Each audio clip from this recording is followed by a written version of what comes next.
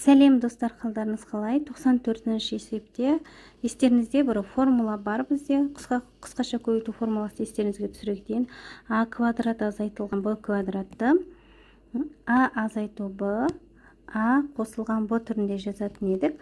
Осы формула бойынша 4-дің астын ықшамдаймыз. Яғни 13 азайту 12 деп бір аламыз. 13 қосу 12 деп бір аламыз.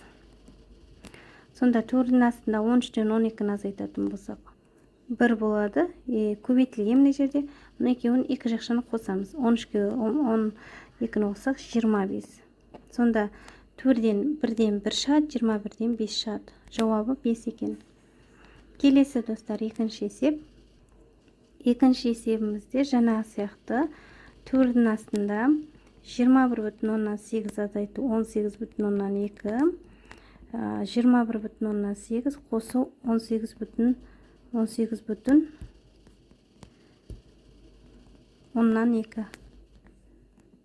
жақшаны жабамыз. Енді мұна екеуін азайтқан кезде 21,8-ден 18,2-ні азайтамыз. Яғни 3,6 деген шықты. Көбейтілген мұны екеуін бір-біріне қосамыз. Қосқанда 40 деген мән шықты.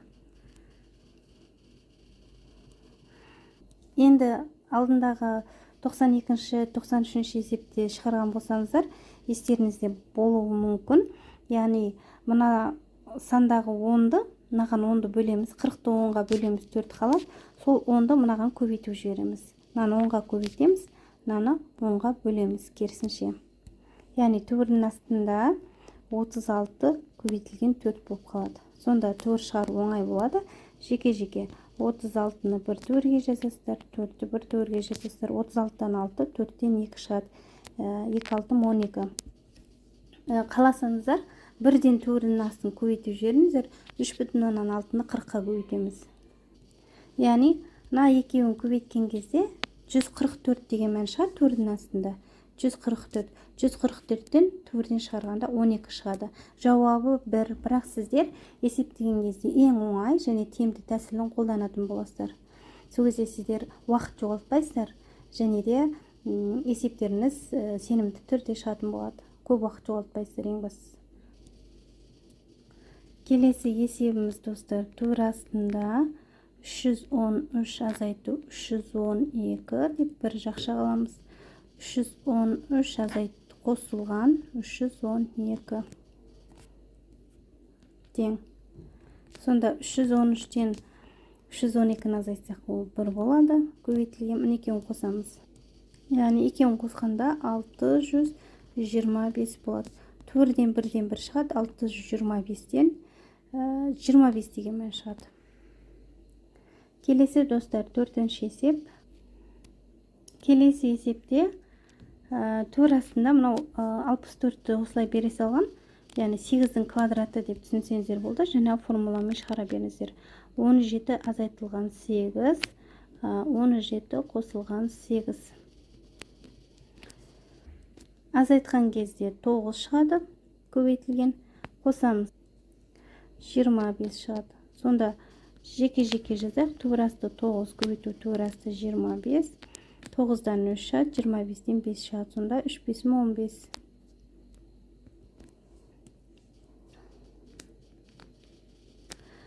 Қырық 5,8 азайтамыз 44,2.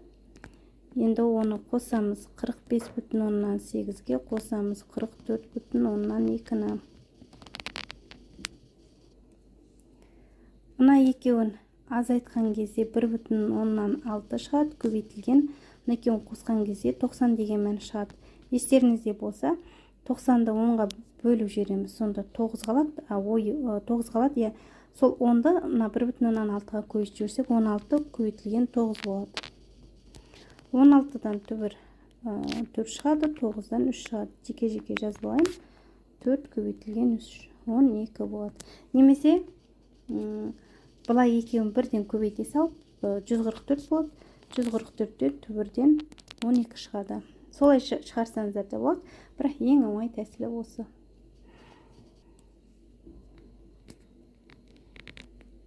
117 азайтылған 108, 117 қосылған 108.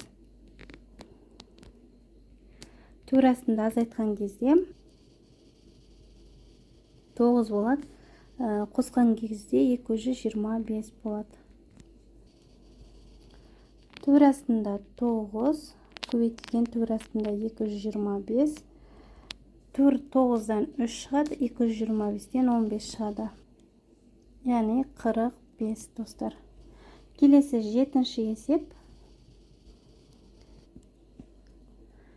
Келесі есебімізде турасында 6,8 азайтылған 3,2. 6,8 қосылған 3,2 тең. Енді мұны екеуін бір-бірінен азайтсақ,